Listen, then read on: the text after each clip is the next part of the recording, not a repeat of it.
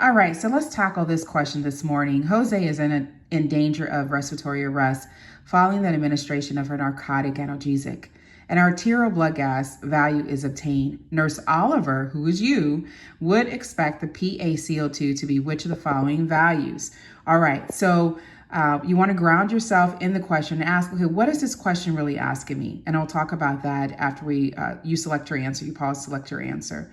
So would the answer be A, 15 millimeters of mercury, B, 30, C, 40, or D, 80? So go ahead and pause and choose your answer, and then we can come back here. So Jose, it looks like he's in danger of respiratory arrest following narcotic analgesic. And we know with narcotics that they have, if they get too much of it, they can actually go into respiratory arrest.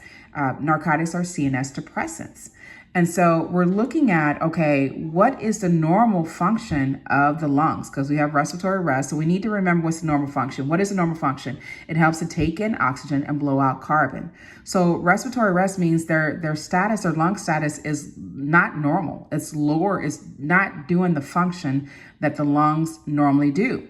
So instead of taking in oxygen, they're probably taking in less, they're going to be taking in less oxygen, right?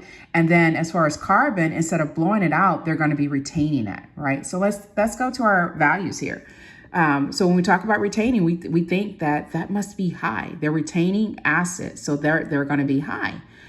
15 is low because normal is 35 to 45.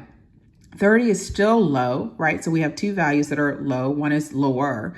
And then we have one value that's actually normal. We know it's not going to be normal because they're in respiratory arrest, right?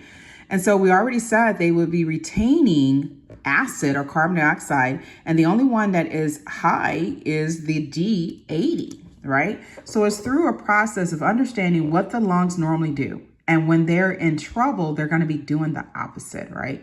So here's your answer. This, I believe, is a nurses labs question because they give you the rationales of the correct answer and the incorrect answer. I'm sure there are other databases that do that. Nurses Lab, as you know, they have a database of just free questions that you can do.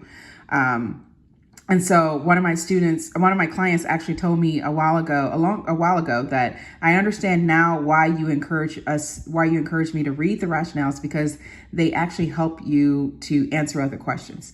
They tell you what you know, what you don't know, and they often give you new information to help you with other questions. So do not underestimate the power of rationales, you guys, and thoroughly review them for understanding. All right, I'll talk to you soon. As always, make this lifetime great. You got this. Take your time and really understand, because that understanding will take you very far in your nursing career.